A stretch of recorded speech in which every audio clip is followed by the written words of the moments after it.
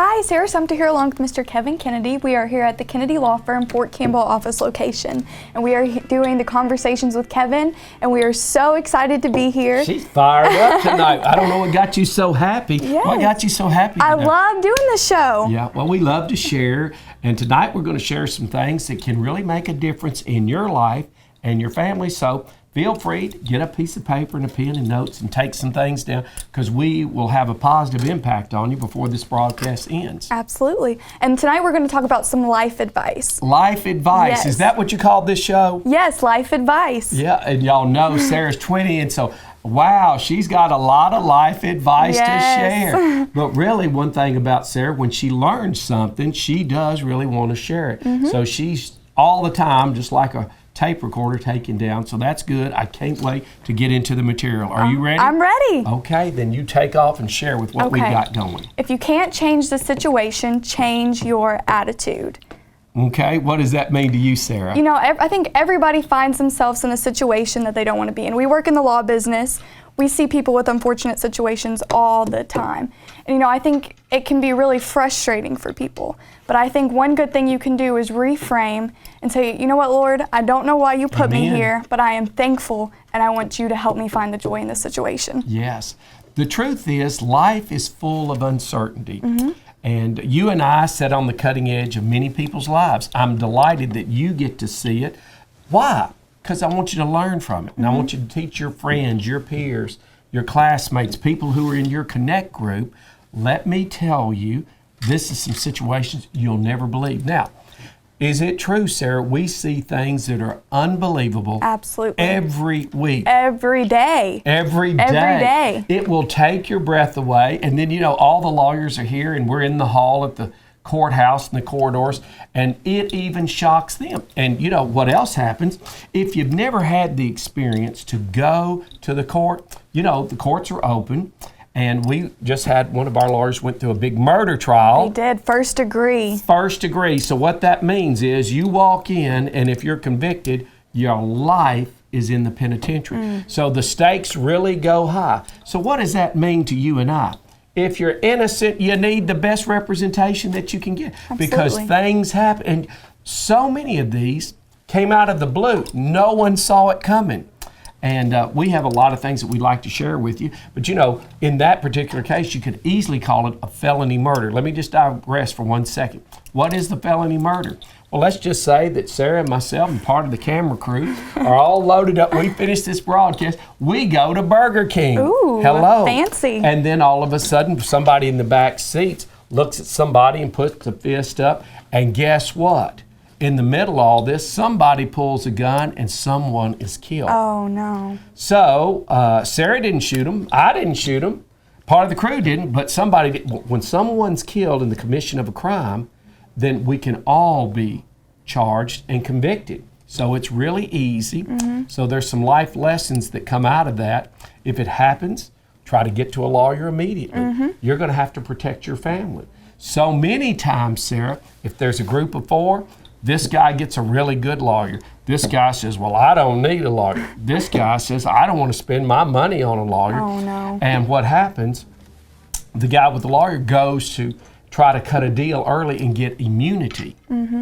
So now if you want to know what does your attitude do, you and I are sitting here, boom, it happened. We don't even realize. So that's why all this training comes in and kicks in. So we can have a bad attitude. You know, we hear the police all the time and say, well, how was our client? And then they will give us a host of stories sometimes. They say, well, he's a nice guy. And we had a military officer, and the guy was nice. He was honest. He was honest. And what does it really say? Well, why should an officer have more credibility than an enlisted? Well, the truth is they had to put in a lot of work to receive that. The truth is that if you'd really been a hothead, you probably would not have gotten there. If you were a hothead, you won't get to stay there. Yes, do you believe absolutely. it? And so attitude will always apply. One of the things I heard them say, it is your attitude, not your aptitude, that will determine your altitude.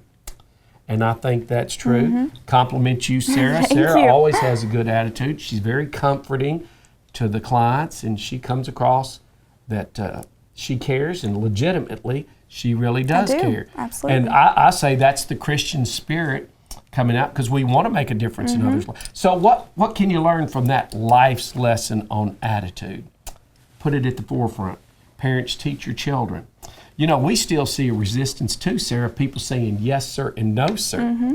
And some people will even pull an attitude with the judge. Have you seen it? I've seen it. How did it work out, Sarah? Not very well. Yeah. Not very well So, in at your all. personal experience, when you get there, would you be submissive or would you be Absolutely, aggressive? very submissive. You never want to go in aggravated or aggressive, or it puts off the wrong message for sure. Absolutely. Now, we had a trial just yesterday. You remember that trial? I do. And I had the gentleman on the stand, and so you got to see the trial.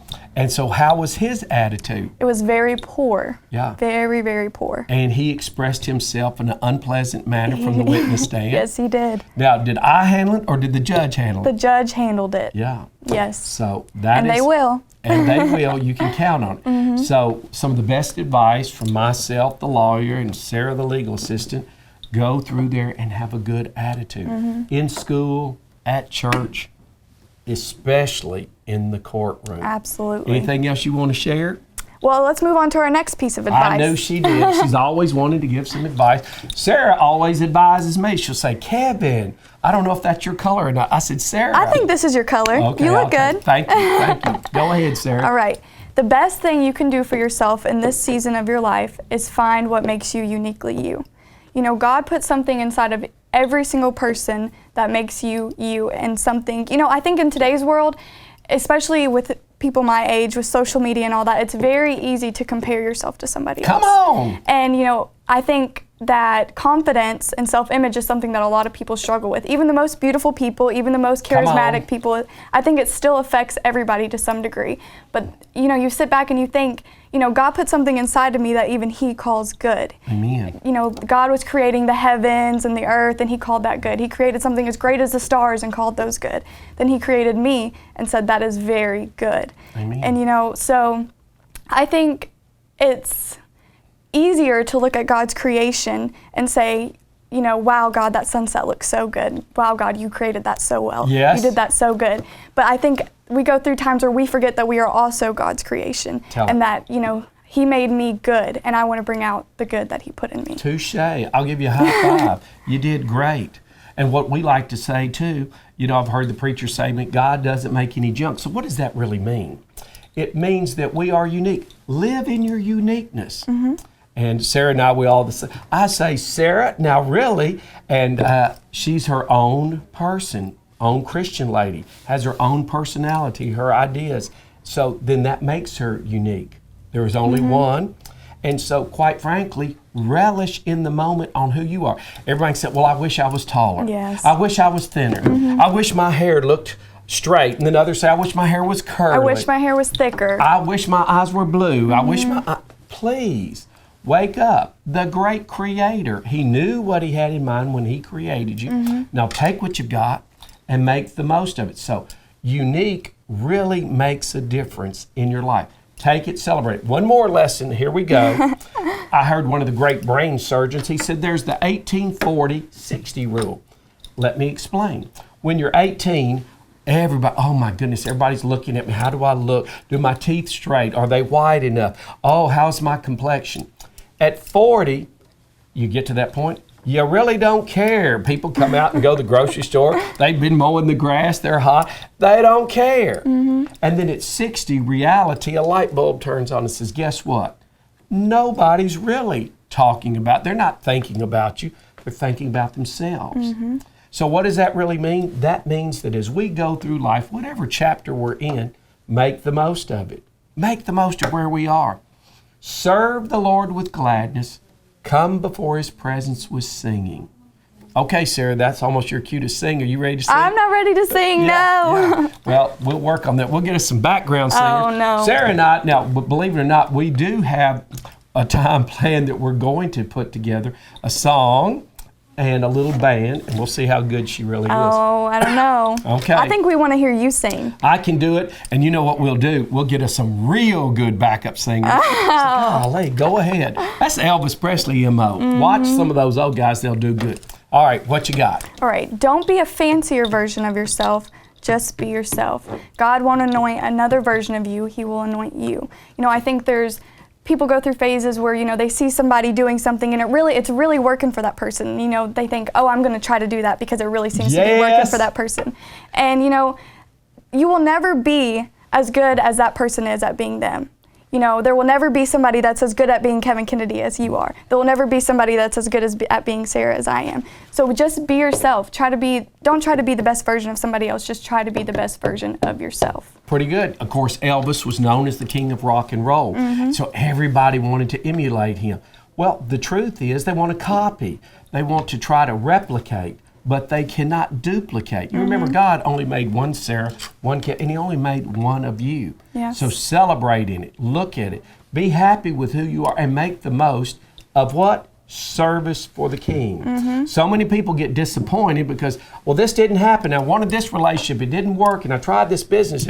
Hello, come in. Then pursue it with a vengeance, putting God at the forefront. I've tried to teach Sarah, I'm teaching you too. You'll have a life of disappointments if you're not putting him first. Absolutely. Comparison will always take from the creativity in your own life. Romans says, conform no longer to the ways of this world. And kind of like what I was talking about earlier, I think the ways of this world currently are, anxiety, depression, especially with the pandemic, everybody's being depressed. And, I think when you're around that environment, it will rub off on you. It will. And when you compare yourself to somebody else, especially with social media, like I talked about earlier, it takes away from you. You will never be as good at being somebody else as you. You will always fall short. If I was trying to be Kevin, I would fall short being Kevin, but I will always be more than enough being Sarah, and you will always be more than enough being who you are.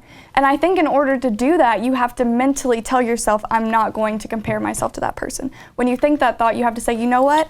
I'm not going to think that thought. I'm not going to say she's prettier than me. I'm not going to say she's funnier than me. I'm going to say, thank you, Lord, for how you created that person, and thank you for how you created me. Keep going. Now, the truth is, Sarah, as we go through life, we are loaded with anxiety. God created us. He knows that anxiety is a part of life. In the Bible, it says, fear not. You know why we have so much anxiety? Because we are afraid. Yes. We are afraid of the unknown and afraid of tomorrow. What's going to happen? How am I going to pay my bills? And how do I get out of this? How serious? So anxiety is a natural thing in life. So everybody has to deal with it. And then, of course, if you don't manage your anxiety, then comes depression. And so, one of the most positive men I ever knew, he was depressed. Some of the best medical advice I've ever received wasn't from a doctor. You find that very interesting. Where do you find it? In conversations and ministers. And I all the time hear all kinds of stories. We represent people in medical malpractice. I said, well, what happened? And they said, well, did you know this? Did you know that? Well, that's where I learned. And you know how I actually got that info and went back and talked to my doctor. And he said, yes. And I said, well, good gracious. How come you never told me? I didn't realize that. So we're on a mission our whole life. So depression.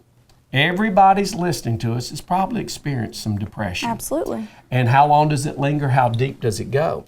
One of the things that I learned about how we're going to get it off of us is to try to help someone else. So if you're down, how do we get out of it? We try to cheer someone up. And if you had no one in your life, that's what's the power of the church, the power of connect groups. In the old days, we called it the power of Sunday school. So everybody says, what is your secret? How do you stay up? You stay up, staying connected to the King. And when the anxiety hits you, one of my family members said, something amazing about you. I said, just tell the truth. She said, people will say something on you and you just brush it off like it's nothing and go right on. And so I thought about that. I said, is my mind really comprehending, or does it refuse to comprehend anything unless it's really positive? So that is kind of true. Yeah. But what we do is to try to cheer someone else up. Charles Stanley taught this. One of the things I've learned over life, if you continually listen to the Word, whether it's Kevin Kennedy sharing, Sarah Sumpton sharing, or the pastor at Life Point or First Baptist or wherever, it's the Word that's got the power. It's the Word that's got the answer. So what he did, he was really down. I guess he had a lot to be down about one Christmas, found himself alone. It's hard to cheer yourself up. Yes. So you pick up the phone and he called someone and had a meaningful conversation. Wow. And when he got finished, it lifted him up so much he said, I want to call another. Oh my And goodness. call another. You know, you give. Yes. And it goes back to one of the principles I've tried to teach you, Sarah. You can't outgive God. Amen. So let's give him some praise today, Sarah. Let's give him some honor and adoration.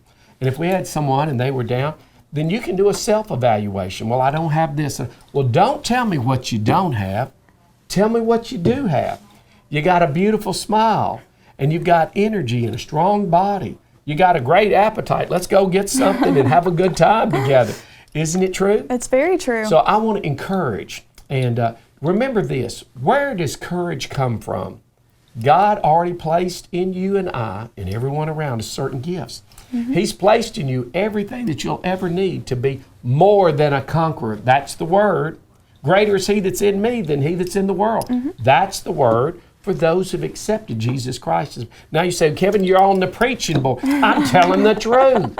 Can you tell the truth, Sarah? Amen. So do you believe it? Absolutely. So if I was depressed, Sarah, go ahead. That's a strange question. I'd What say, would- Kevin, do something nice for me. It'll get you out of your mood. Yeah, she's been trained by the best. She'll say, hey, let's go over here. Well, and it would probably work. Why don't you take me to eat? Yeah, that is always a great thing because we celebrate food. And quite frankly, you know, when I go to Austin Peay, when we were trying to raise funds for Austin Peay, I said, well, how are y'all doing? And they were raising me. He said, you throw the dinner and invite people, they'll come.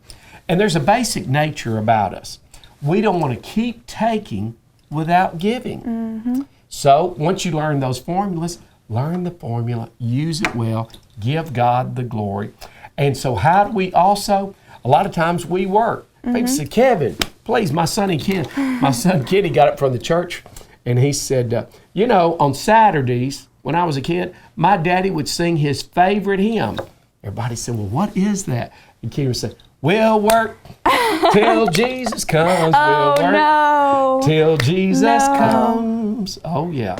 Oh, my So goodness. working will run off anxiety and depression. Yes, yes, yes. And I think, you know, you were talking about give more than you take. I think that is great advice. You should always, you know, you can give by giving your time, giving your support, giving your love, giving your money. Come on. There's several ways What to is Sarah's favorite Bible verses? It's more blessed to give than to receive. And I say, come on, go ahead, Sarah. Come on, let's practice what we preach. Come on. So how do you deal with your anxiety and your depression? I have a dog. His name yeah. is Cooper, and I love him so much. And when I've had a stressful day at work because Mr. Kennedy is just driving me crazy, I'm just kidding. I'm just kidding. I know. She's not really. She's telling the truth now. So I'll take everybody. I was thinking only take Kevin Kennedy so much. He's too intense all the time. Go. But I go home, and Cooper's always so excited to see me. He'll never not love me. You know, Yeah. if I say, Cooper, you know, let's do this, or we'll go for a walk, and he's just always in a good mood. So. Yeah, I hear that quite often. People say, get a dog that you can love. Yes. And they always love you. Yes. And so there's nobody that loves a dog better than you, Sarah. No, Cooper is something else. He's a beagle. If you don't watch out. One time Sarah called me in distress. I said, oh my goodness. She called when she had the car wreck. And then she had another distress. She had a flat tire. And then the worst one is Cooper got away and I He can't find. did. And I said, okay. And I live right next to a main road, so my anxiety was, Yeah. I was thinking the worst. 20 years ago, I was teaching at the university. It's been longer than that, maybe 25 years ago. And we had a class, and we were talking, how do we manage our stress? Because why? Stress is a part of life. Financial stress, romantic stress, relationship stress. It's a part of life. Church stress, business stress. And so we went around the room and all these guys, one girl said, well, I sew. Okay, I'll take that. Another guy said, I read. Okay. Other dude over said, I exercise and I'm a runner and I just want to go. And we know what you do. And what do? You eat. I eat. Stressful eater. It will kill you, but it is really, we used to call it at my first law firm, they say, where is Kevin? I'd have a full house, people working with me. And he's gone. Well, where did he go? Well, let's see. Kevin had a Big Mac attack. Oh, and my he's gone. goodness. And I'd hit that Big Mac, and then I'd go back, and here we go. So one of my secrets in the old days, to some degree, this is a true formula. So I would get up early. I'm at the office at 7, go all day, full steam. In those days, I would teach at 12. Who would ever do that? and get off, and then I'd go and teach at night. On Wednesday nights, I did the church service. I'd go to visitation on Tuesday, and then Thursday I was teaching again.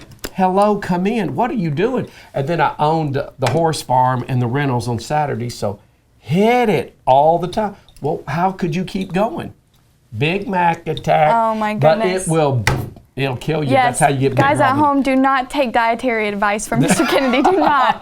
This is a life advice Come show, on. Kevin. Yeah, and I tried to get on one of Sarah's diet plans. She came in with this little bit of this and a little bit of, I said, Sarah, really? Because it's working great for her. It did not work great for me. He lasted about 3 days, and I think 2 out of those 3, there was some cheating going on. Yeah, there was a miserable 3 days, so we went back to the Kevin Kennedy plan. But it is true. That is one way that we can fight anxiety off.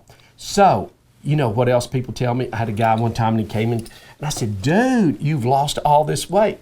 How did you look? He said, Kevin, you know, I got sued for $1 million.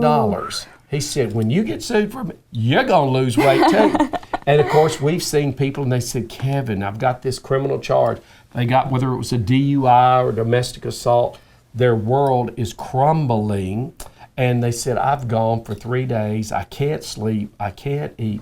Do they need some help? Absolutely. And do they need that Christian influence? Absolutely, more than ever. You know, Jesus is a friend that sticketh closer than a brother. The question is sometimes, are we giving more Christian advice? Are we giving more legal advice? The truth is, it's all the truth.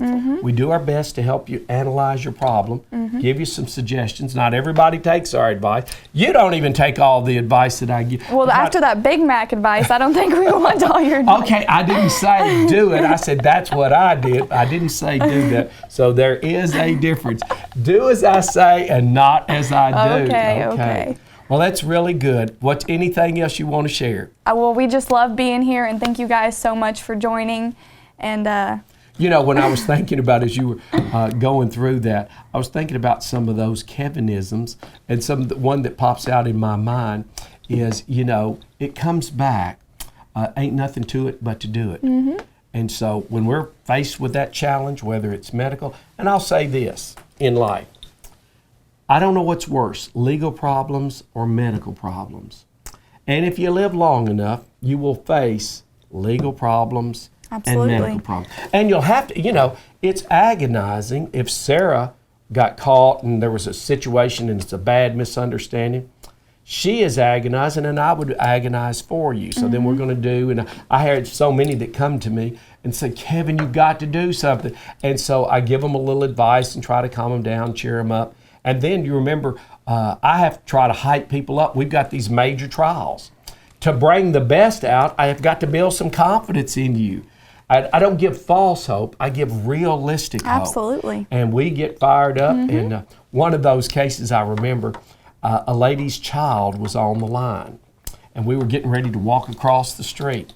And I looked at her. She was young, attractive lady. Her nerves were frazzled to the end. So within that day, we're going to know whether you get your child or the child is not. And I remember commenting, I said, are you ready to get on the roller coaster of life? She's real pretty, young, had a great future. And she said, well, I don't know, Kevin. I said, are you scared?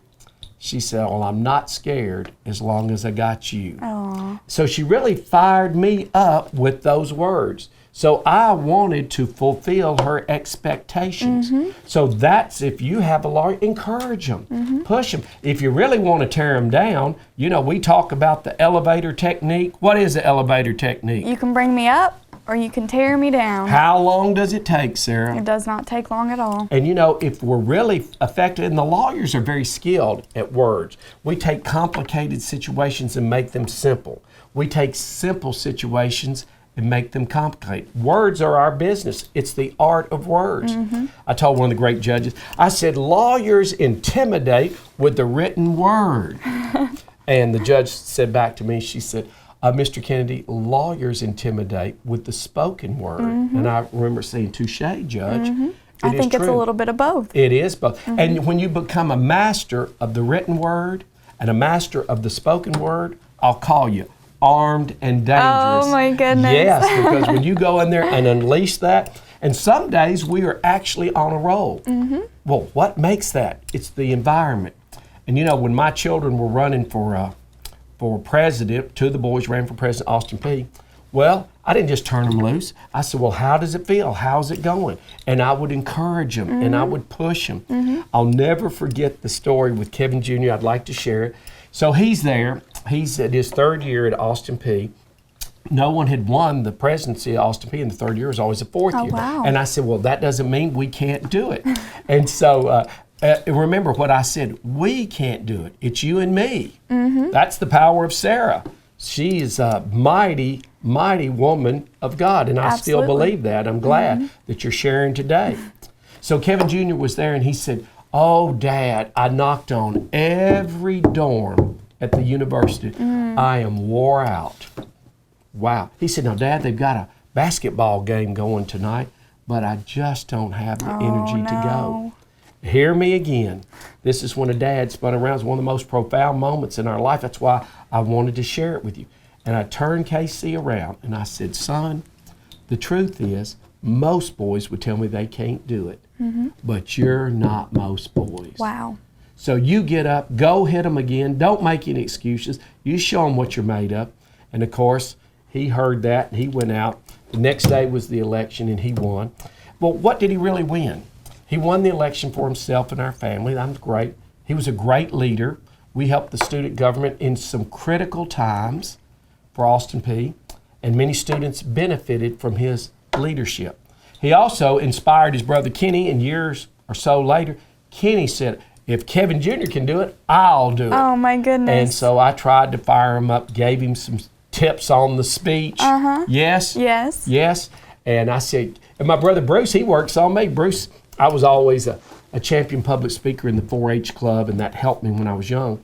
And Bruce's famous words, he said, close them big. I tried to teach Sarah, close them big. I tried to teach Kevin Jr., close them big, and Kenny and Katie.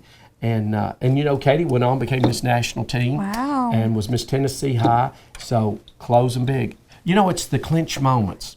Remember, Michael Jordan was a great basketball player, perhaps argued the greatest basketball player of all time. But did you know this? They turned him down in his first year, and they said, wow. So later he shot and did a fancy hook shot, and the coach says, okay, now give me 100 free throws. Jordan says, 100? Why that? He said, Jordan, because in the clinch moments, you must deliver. Yes. So we train That's good. at the Kendi Law Firm. We talk about don't complain, let's train.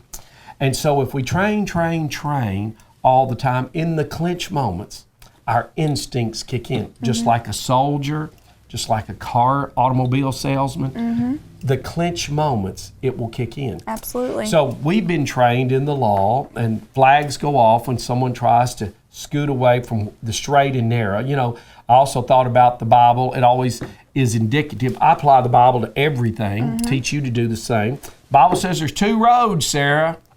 One narrow and one is wide. And you know what the truth is about that? The Bible says a lot go down this wide road and it leads to destruction. The narrow road leads to everlasting life. So if you're taking an evaluation on your life, which road are you on? But the good news is we can turn around and say, I'm tired of this dead-end road. I know it's going to lead to destruction, and I want to do something different. Absolutely. So when I think about those Kevinisms, there are words of wisdom. I love to share them. One of the worst things we can ever do is to have all this and not share it. So to you, Sarah, I say, I salute you. Keep doing what you're doing. Help all those people. Yes, and thank you guys at home so much for tuning in. We always appreciate it so much when you watch us. And we love for you to come up and tell us that you enjoyed our show. So if you ever see us out, please feel free to do so. We love to hear it. Yep. Sarah will let you take her picture with you. Here we go. God bless you. We'll see you soon. Bye.